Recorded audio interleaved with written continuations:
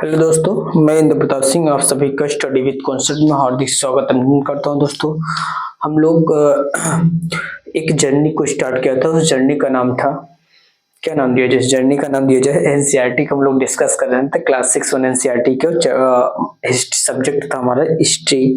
और इसकी इसी की श्रृंखला में दोस्तों हम लोगों ने चैप्टर नंबर 9 को बहुत ही बेहतरीन तरीके से, बहुत ही स्लोली हम लोगों ने उस चैप्टर को चैप्टर नंबर 9 तक हम लोगों ने डिस्कस किया और उसको समाप्त भी किया। दोस्तों, आज हम लोग इसी की कड़ी में थोड़ा सा आगे बढ़ते हैं और दोस्तों हम लोग धीरे धीरे छोटा छोटा प्रयास करके दोस्तों हम लोगों ने लास्ट वन चैप्टर तक पहुंचाया है। उस चैप्टर का नाम है बिल्डिंग्स, पेंटिंग्स एंड बुक्स।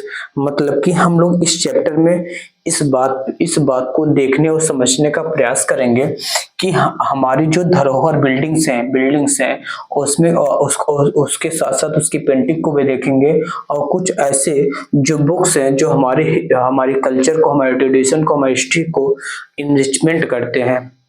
जिससे मतलब कि एक ऐसा समय था जब हम लोग ब्रिटिश के गुलाम थे, यानी फिर जब हम लोग किसी ब्रिटिश को कोलोनाइज थे दोस्तों, उस समय हमारे पास मतलब कि ऐसी कोई संस्कृत वो नहीं था। जब तक आईवीसी का यानी हड़प्पन सिविलाइजेशन का जब से उद्गम नहीं होता, उसके बारे में लोगों को जानकारी मिलता, उसका आविष्कार नहीं होता दोस्तों, तब तक हमारे पास कुछ ऐसे गौरवान्वित करने के लिए चीज हम लोग को मतलब कैसे समझाया गया था, बताया गया था आप लोग मतलब दबे कुचले हैं, हम लोग आपको सिविलाइज कर रहे हैं। ये अंग्रेजों का ऐसे वाक्यांश थे, ऐसे उनका वक्तव्य हुआ करता था। लेकिन जैसे इंडस वैली सिविलाइजेशन के बारे में पता चलता है तो सारे यूरोप के लोग जो है कि दंग रह जाते हैं। How cultures were rich, Indian culture how it was rich, मतलब कि भारतीय जो संस्कृति कितना रिच था। और हड़प्पन सिविलाइजेशन को देखते हैं और समझते हैं कि उसके बाद फिर भारत का जो इतिहास है वो जो है कि अपनी रफ्तार को स्ट्रेंथन करता और एक्सकैवेशन होता है। और धीरे धीरे हमको बहुत सारी स्मृतियां और जानकारी मिलती हैं और हम लोग बहुत सारे धरोहर को देखते हैं। उसी के क्रम में दोस्तों आज हम लोग इस चैप्टर में यही सब कुछ देखने वाले हैं और समझने वाले हैं दोस्तों। तो दोस्तों फर्स्ट ऑफ ऑल हम लोग स्टार्ट करते थे, जैसे हम लोगों ने पैलियोलिथिक एज से स्टार्ट किया था। पैलियोलिथिक मतलब चैप्टर नंबर क्लास 6 में पूरे एंशिएंट हिस्ट्री को वो डिस्कस किया गया है, उसके कोर को समझाने का प्रयास किया है। तो हम लोगों ने उस कोर को समझा है और बेहतरीन तरीके से उसको आशा करता हूँ आप लोग भी हमारे साथ साथ उस जर्नी को एंजॉय किए होंगे। दूसरी बात दोस्तों, अब हम लोग इस चैप्टर को शुरुआत करते हैं। दोस्तों, अभी तक हमारी वीडियो को जिन्होंने लाइक नहीं किया दोस्तों, आपसे हम्बल रिक्वेस्ट है वीडियो को लाइक करें। और अभी तक हमारे चैनल को जिन्होंने सब्सक्राइब नहीं किया दोस्तों, थोड़ा सा उंगली में दर्द होगा, उसको थोड़ा सा दर्द को सहन करें और चैनल को सब्सक्राइब करें दोस्तों। और थोड़ी सी हिम्मत करें, अपनी नैतिक जिम्मे मॉरल रिस्पॉन्सिबिलिटी को अपने थोड़ा सा उसको इनहेंस करें, अपने दोस्तों में ज्यादा से ज्यादा शेयर करें दोस्तों। तो चलिए अब हम लोग आज की कक्षा को स्टार्ट करते हैं। क्या कुछ है हमारे पास, बहुत कुछ सीखने का है दोस्तों, उसको हम लोग देखते हैं। दोस्तों फर्स्ट ऑफ ऑल हम देखेंगे मेटलर्जी, इंडिया का मेटलर्जी को हम लोग समझने का प्रयास करेंगे। आई होप आपको ऑडियो वीडियो सब कुछ विजुअल होगा, किसी प्रकार कोई समस्या नहीं होगी दोस्तों। सब कुछ विजुअल होगा। ओके दोस्तों, तो दोस्तों हम लोग भारत के धातु कर्म को देखते हैं यानी मेटलर्जी को देखते हैं। दोस्तों इसमें आपको एक बात समझने का मतलब कि एक बात समझनी है, वो क्या है, बहुत इंपॉर्टेंट बात है दोस्तों। जो भारत की मेटलर्जी धातु कर्म है दोस्तों, Harappans were master craftsman and knowledge of copper metallurgy. यानी हम लोग पहले जानते हैं कि जो हमारे पूर्वज आदिमानव थे दोस्तों, वो पहले पत्थर का इस्तेमाल किया करते थे, पत्थर से औजार बनाते थे, पत्थर के ही औजार थे, पत्थर के उनके बहुत सारे वेपन्स एंड टूल्स हुआ करते थे। और उन्हीं पत्थरों से दोस्तों आग का आविष्कार होता है। और जो है कि उन्हीं पत्थरों से लोग उस समय के जो आदिमानव थे वो जंगलों में जानवरों का शिकार करते थे। लेकिन धीरे धीरे दोस्तों उससे जो है कि उतना अब धीरे धीरे से मानव की स्किल गैदरिंग और ये सब चीज बढ़ता है, तो धीरे धीरे मानव जो कि एग्रीकल्चर की तरफ शिफ्ट होता है। यानी हम लोग नवपाषाण काल की बात कर रहे हैं, यानी न्यूलिथिक एज की बात कर रहे हैं। तो दोस्तों उस समय एक बात ये समझना है कि अगर आप मतलब कि पत्थर से या फिर किसी भी नुकीले प्रकार से आप खेत की या फिर खेत की फील्ड की जुताई करते हैं दोस्तों, उतनी गहराई नहीं हो पाती थी। यानी अगर आप जब तक कोई मेटल का यूज नहीं करते, मेटल का यूज करने से ये है कि पहले नंबर की मिट्टी का पलटवार भी अच्छा हो जाता है और गहर मतलब कि काफी गहरी तक उसकी जुताई हो जाती है, जिससे जो ह्यूमिड एयर होते हैं वो आपस में मिल जाते हैं और जो लैंड की प्रोडक्टिविटी बढ़ जाती है, फर्टिलिटी बढ़ जाती है। उसी प्रकार से दोस्तों जो ब्रॉन्ज एज को मतलब कि जो हड़प्पन पीपल थे उसको किस कौन से एज के नाम से जाना जाता है? Bronze age. यानी ये कहां से युग से बिलोंग करने वाले लोग थे, कौन से युग में? और ब्रॉन्ज का मतलब कि हड़प्पन पीपल्स को देखो दोस्तों, इन्हें क्यों मतलब कि मास्टर क्राफ्ट्समैन कहा जाता है? क्योंकि इनको ये पहले ऐसे व्यक्ति थे भारत में जिन्होंने मतलब कि कॉपर में जो कि टिन को मिला करके एक नए धातु का निर्माण किया, जिसको दोस्तों ब्रॉन्ज कहा जाता था। किसको क्या जाता था दोस्तों? ब्रॉन्ज कहा जाता था। और जब मतलब कि पहले कॉपर का यूज करते थे, मतलब चल्कोलिथिक पीरियड को भी देखा, तो उसमें क्या होता, चल्कोलिथिक में कॉपर और स्टोन को मतलब बेंड करके और मेल्ट करके चीज और नए प्रोडक्ट का बनाया था। लेकिन उसकी जो है कि उसकी गुणवत्ता ब्रॉन्ज की गुणवत्ता से कम होती थी। इसीलिए आज जो उस समय के लोग थे दोस्तों, पहले एक बात और ये समझना है कि ये सिर्फ और सिर्फ एक इंफॉर्मेशन नहीं दे रहा हूँ मैं, इस एग्जाम्पल के साथ साथ मैं आपको ये भी अवगत बताने का प्रयास कर रहा हूँ दोस्तों कि उस समय के लोग अपने साइंटिफिक मेथड को, साइंटिफिक टेम्परामेंट को कितना इनरिचमेंट किया करते थे, या ऐसा कहें तो गलत नहीं होगा, उस समय लोग कितना साइंटिफिक हुआ करते थे। और एक और मैं आपको एग्जांपल देता हूँ, दूसरा एग्जांपल है दोस्तों। अच्छा, ये ब्रॉन्ज एज से बिलोंग करते थे और ये इनकी स्टिल पावर को दिखाता है। ये इनकी जो है कि जो कॉपर को टिन में मिला दिए, जब कॉपर में टिन को मिला है, एक नए धातु का निर्माण होता है, जिसको दोस्तों ब्रॉन्ज एज के नाम से जानते हैं। किसके? ब्रॉन्ज एज, यानी ब्रॉन्ज मेटल को जानते हैं दोस्तों। एक बात ये पता चलती है। अच्छा, ब्रॉन्ज को फॉलो करने के बाद दोस्तों इसकी भी मतलब कि इससे भी एक मजबूत धातु का पता चलता है, जिसको आयरन। और हमने बताया कि दोस्तों आयरन का सबसे पहले साक्ष्य कहाँ मिलता है? भारत के उत्तर प्रदेश जो कि एटा जिले के तंजी खेड़ा नामक स्थान पर जो कि पहले आयरन का पता चलता है। और ये किस पीरियड से बिलोंग करता है? तो ये वैदिक पीरियड से बिलोंग करता है। कौन से? वैदिक पीरियड, यानी वैदिक काल से ये संबंध रखते हैं दोस्तों। एक दूसरा बेस्ट एग्जांपल आपको देखने को मिल जाता है, आयरन पिलर है जो मेहरौली आज के दिल्ली में है दोस्तों। यहाँ पे है, ये कहता है कि ये बताता है कि remarkable example of the skill of Indian craftsman, यानी जो उस समय के लोग तो, यानी मतलब ये आयरन पिलर देखो आज से लगभग है, ये गुप्ता एज का है। कब का है दोस्तों? गुप्ता एज। और आज से गुप्ता एज लगभग 1500 वर्ष पूर्व, कितने दोस्तों? 1500 वर्ष पहले जो है कि ये आयरन पिलर वैसी की वैसी है। आज तक इसमें, इस आयरन में न तो कोई जंग लगा है, न तो कोई रोस्टिंग हुई है। ये मतलब कि इतनी गुणवत्ता की, इतनी हाई क्वालिटी की ये आयरन है दोस्तों। और इसकी लंबाई कितना है? 7.2 मीटर इसकी हाइट है। और इसकी जो वजन है दोस्तों 3 टन है। कितना है? 3 टन है। और ये इस पे एक रूलर का नाम मेंशन है, जिसका नाम है चंद्रगुप्त सेकंड। और ये किस एज से बिलोंग करते हैं? गुप्ता एज से बिलोंग करने वाले व्यक्ति हैं दोस्तों। एक बात और हमको इस बात में समझना है कि आज भी तो हमारे यहाँ मतलब कि जो आयरन के मतलब लोहे के बहुत सारे सामग्री बनते हैं, लेकिन आप उसमें देखते होंगे वो लोहा किसी न किसी प्रकार से जल्दी खराब हो जाता है। लेकिन दोस्तों वो मतलब कि 10-20-50 साल से खुली हवा में रख दीजिए, इस पर बरसात वरसात हो तो वो क्या होता है? खराब होने लगता है, यानी इस पे रोस्टिंग लगने लगता है, जंग लगने लगता है। तो उसको क्या करते हैं? डिफरेंट प्रकार के और सारे उपक्रम यूज करते हैं, जिससे वो आयरन पे जंग ना लगे। लेकिन दोस्तों उस समय की टेक्नोलॉजी, उस समय के साइंटिफिक टेम्परामेंट को देखें, ये एग्जांपल आपको इस बात से इंगित करता है, इस बात को इंगित करता है कि वो लोग कितना मतलब कि साइंटिफिक टेम्परामेंट, कितना उनका एनरिचमेंट था, कितना साइंटिफिक मेथोडोलॉजी थी। और आप जानते हैं कि साइंस एक मतलब कि सब्जेक्ट ही नहीं है, वो आपकी थिंकिंग प्रोसेस है, आपकी मेथोडोलॉजी है। ये सारी बातें आपको इंगित करते हैं। ये सारे एग्जाम्पल जो है दोस्तों आपको बताने और समझाने का प्रयास करते हैं कि हमारे जो पूर्वज थे, हमारे जो मतलब कि पूर्वज थे, जो उनकी साइंटिफिक टेम्परामेंट थे, कितना भारत के लोग कितने साइंटिफिक थे, यानी सिर्फ और सिर्फ वो अंधविश्वासों में या फिर इन सब चीजों में नहीं थे। अंधविश्वास के साथ ऐसे ऐसे चीजों को निजात किया दोस्तों। आज भी उसके बारे में स्टडी की जाता है कि इस लोहे में जंग क्यों नहीं लगा है। यानी आज भी तो लोहे बनाए जाते हैं, आज भी टेक्नोलॉजी कितना इंप्रूवमेंट हुआ है, लेकिन उस समय की टेक्नोलॉजी देखो हाउ ओवर रिच है, कितना मतलब कि रिच हुआ करता था।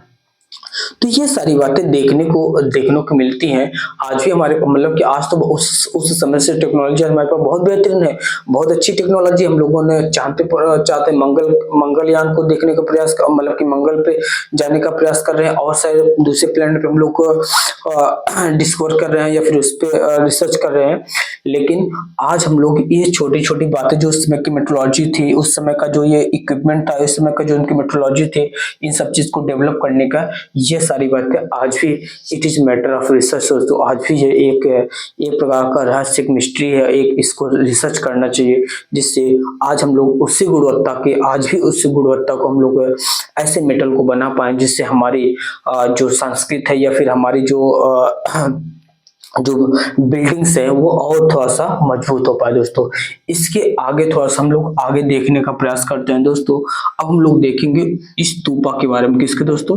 स्तूपा के बारे में। तो आई होप अभी तक हमने आपको जितना बताने और समझाने का प्रयास किया दोस्तों, ये आपके जहन में छप गए होंगे, किसी प्रकार कोई समस्या नहीं होगी दोस्तों। अब हम लोग देखते हैं स्तूपा।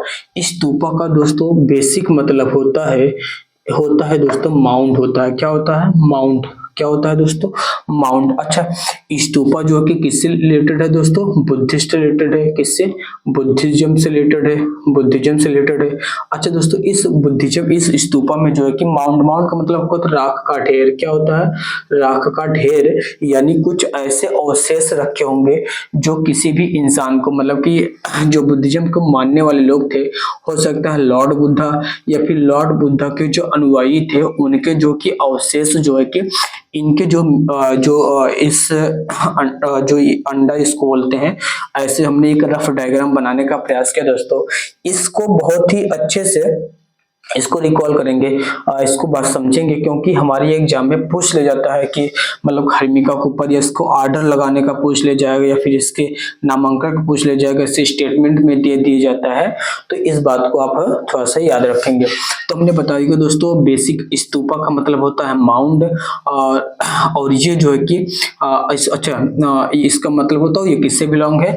बुद्धिज्म से बिलोंग करता है। दूसरी बात दोस्तों, इस पे स्तूपा पे हम लोग यहाँ से स्टार्ट करते हैं, ग्राउंड वन से। यहाँ पे दोस्तों ऐसे चारों तरफ से इससे घूमने के लिए एक जो है कि ऐसे रेलिंग बनी होता है ग्राउंड फ्लोर पे।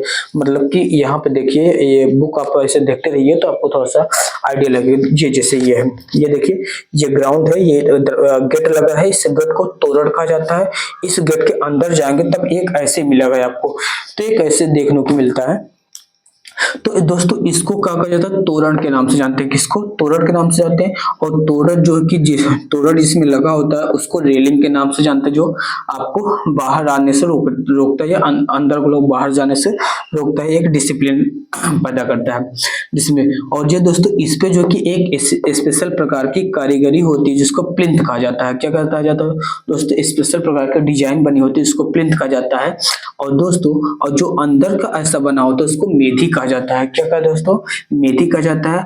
और दोस्तों इन दोनों के बीच में दोस्तों ऐसे क्लॉकवाइज, इस पे जब हम लोग मतलब कि अपने श्रद्धा से जो बुद्धिज्म को मानने वाले लोग हैं, जो इस पे मूव करते हैं, मूव करने का एक नियम है कि इस पे जो है कि क्लॉकवाइज, कैसे दोस्तों?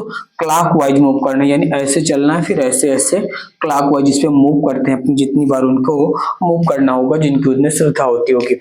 मतलब श्रद्धा का मतलब ये है कि दोस्तों जो उनके अनुयायी थे, मतलब कि क्लॉकवाइज मूव करना चाहिए, ये बातें याद रखनी है।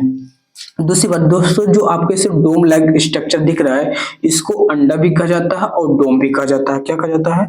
अंडा भी कहा जाता है इसको, और डोम भी कहा जाता है। डोम के ऊपर दोस्तों एक ऐसे जो कि रेक्टेंगुलर शेप बना होता है, जिसको हर्मिका के नाम से जाना जाता है। किसको? हर्मिका के नाम से जाना जाता है। और इस पे जो है कि एक ऐसे पिलर होता है, इस पे जो है कि कुछ ऐसे छतरी टाइप का बना होता है, ऐसे छतरी टाइप बना होता है, जिसको छतरी के नाम से ही जानते हैं दोस्तों। तो दोस्तों ये रही आपकी मतलब कि हमने स्तूपा के बारे में बताया। दोस्तों अगर आपसे पूछा जाए कि great one structure of stupa, तो दोस्तों आप जानते हैं कि जो सांची का स्तूपा है, कहाँ पे दोस्तों? सांची का जो स्तूपा है मध्य प्रदेश में स्थित है। वो जो है कि एक बेस्ट प्रकार की स्तूपा को दर्शाता है दोस्तों। अगर आपसे पूछा जाए भारत में ऐसे कौन सा स्थान है, कौन सा ऐसे प्लेस है जहाँ पे थोड़ा सा इसके स्तूपा से मतलब कि बहुत बड़े बड़े स्तूपा पाए गए हैं और इन नंबर बहुत सारे स्तूपा पाए गए हैं दोस्तों, वो स्थान है आपके अमरावती। अमरावती गुंटूर में अमरावती गुंटूर आंध्र प्रदेश का गुंटूर डिस्ट्रिक्ट है, जहाँ पे ये आपको ऐसे स्तूपा देखने को मिल जाते हैं दोस्तों। अगर आपसे पूछा जाए कि हु आर द इन्वेंशन या फिर who discovered the Sanchi stupa, तो दोस्तों उसका नाम रखेंगे और उसका नाम याद रखेंगे हेनरी टेलर थे, जो 1815 में जो कि सांची की स्तूपा को उन्होंने डिस्कवर किया था। और अमरावती स्तूपा को डिस्कवर करने वाले व्यक्ति का नाम था वाल्टर इलियट नाम था। क्या दोस्तों? वाल्टर इलियट नाम था। वाल्टर इलियट नाम था जिन्होंने अमरावती की स्तूपा को दोस्तों डिस्कवर किया था दोस्तों। तो ये सारी बातें हैं, छोटी छोटी बातें हैं दोस्तों, बहुत इंपॉर्टेंट बातें, ये आपके आर्ट एंड कल्चर को बहुत ही रिच करते हैं दोस्तों। तो इसको आप क्या करेंगे, अच्छे तरीके से बार बार रिवाइज करें। और हमने जो आपको फैक्चुअल इन्फॉर्मेशन था वो भी आपको देने और समझाने का प्रयास किया है। तो ये सारी बातें दोस्तों आप लोग याद रखेंगे। अब हम लोग जब थोड़ा सा और हम बताते हैं आपको, जिस तरीके से मतलब कि आपको ये स्तूपा देखने को मिलता है, उसी प्रकार से दोस्तों मतलब कि हिंदुइज्म में जो है कि बहुत उसी समय, अच्छा ये अगर पूछा जाए कि सांची का स्तूपा किसके पीरियड में बना था दोस्तों, ये अशोक मतलब कि मौर्यन रूलर अशोक ने बनवाया था। अच्छा इसके अशोक ने बनवाया था, जो बाहर की एरिया में दोस्तों ये लेटर उसके अशोक के बाद जो शासक हुए हैं वो इन सब चीज में थोड़ा सा इनहेंस या इनरिचमेंट करने का प्रयास किया। लेकिन अशोक ने मतलब कि सांची का स्तूपा बनवाया था। और बहुत सारे उन्होंने तो आई थिंक 80,000 लोग बताते हैं डिफरेंट स्टोरी को, वो जो है कि अशोक जो है 80,000 जो है कि स्तूपों का निर्माण करवाया था दोस्तों। उसी में से आपका अमरावती या फिर समथिंग और बहुत सारे से स्तूपा देखने को मिल जाते हैं। लेकिन अमरावती में दोस्तों most of the stupas are destroyed, यानी वहां पे बहुत सारे स्तूपा जो है कि खत्म हो चुके हैं, समाप्त कर दिया गया है किसी न किसी कारण से, और कुछ ही अवशेष वहां को देखने को मिल जाते हैं। इस बात से हमको ये बात मतलब जो उनके अवशेष है वो इस बात से हमको पता चलती है वहां पे ऐसे कुछ रहे होंगे, बड़े बड़े स्तूपा देखने को मिल जाते हैं। एक स्तूपा आपको सारनाथ में भी देखने को मिल जाती है। अच्छा ये किसके बने होते हैं? मोस्ट ऑफ द ब्रिक और स्टोन के बने हुआ करते थे। किसके? ब्रिक और स्टोन के बने हुआ करते थे दोस्तों। तो ये सारी बातें दोस्तों आपको याद रखनी है। अच्छा उसी पीरियड में सिर्फ और सिर्फ स्तूपा ही नहीं बन रहे थे दोस्तों, उस समय लॉर्ड शिवा का, विष्णु का, दुर्गा का भी टेम्पल बनते थे। आपको एक एग्जाम्पल देखने को मिलेगा इस सेट में, भीतरगांव, यानी भीतरगांव के समय में भी तो गुप्ता के समय में दोस्तों, जिसको golden period of ancient history कहा जाता है, गोल्डन गुप्ता एज को दोस्तों golden period of Indian history या फिर इंडियन एंशिएंट हिस्ट्री कहा जाता है। उसमें क्या आपको देखने को मिलता है? भीतरगांव। आई होप मैं तेज तो नहीं हो रहा हूँ, सिर्फ और सिर्फ आपको क्या मतलब कि मैं, चलो आज की कक्षा को यहीं पे समाप्त करते हैं। तो हम लोग नेक्स्ट वीडियो में आपको बता देंगे कि ये सारी बातें, तो भीतरगांव के फिर और जो टेम्पल के बारे में दोस्तों हम लोग उसमें देखने और समझने का प्रयास कर देंगे दोस्तों। आपने हमारी वीडियो को, हमारी बातों को दोस्तों बहुत ही ध्यान से पूर्वक समझा और सुना, इसके लिए आपको तहे दिल से शुक्रिया अदा करता हूं दोस्तों। अभी तक हमारे वीडियो को जिन्होंने लाइक नहीं किया दोस्तों, आपसे हम्बल रिक्वेस्ट है, please do like, please like करें। हमको भी ग्रो करने, हमको भी एक बार मौका दीजिए अपने आसपास की इकोसिस्टम को और अपने नॉलेज को एनहेंसमेंट करने का, आपको थोड़ा सा इनलाइटमेंट करने का जो हमारे पास है वो आपको मैं देने का प्रयास कर रहा हूं दोस्तों। तो थोड़ा सा आप भी कंट्रीब्यूट करिए हमारे परिवार को। ये हमारा आपका परिवार है, हमारी आपकी नैतिक जिम्मेदारी बनती है दोस्तों इस मुहिम को आगे बढ़ाएं और अपनी पोटेंशियल हमारी पोटेंशियल को तो सही इन्वेस्टमेंट करें दोस्तों। इसमें सिर्फ और सिर्फ हमारी पहचान नहीं, आपकी भी पहचान और पोटेंशियल को भी दर्शाता है दोस्तों। तो दोस्तों इन्हीं सब शब्दों के साथ आज की वीडियो को हम लोग यहीं पर समाप्त करते हैं। जिन्होंने अभी तक हमारी वीडियो को लाइक नहीं किया दोस्तों वो लाइक करें, और जिन्होंने सब्सक्राइब किया दोस्तों वो चैनल को सब्सक्राइब करते हैं करें। जिन्होंने सॉरी हम मिलते हैं नेक्स्ट वीडियो में, तब तक के लिए दोस्तों जय हिंद जय भारत, थैंक यू।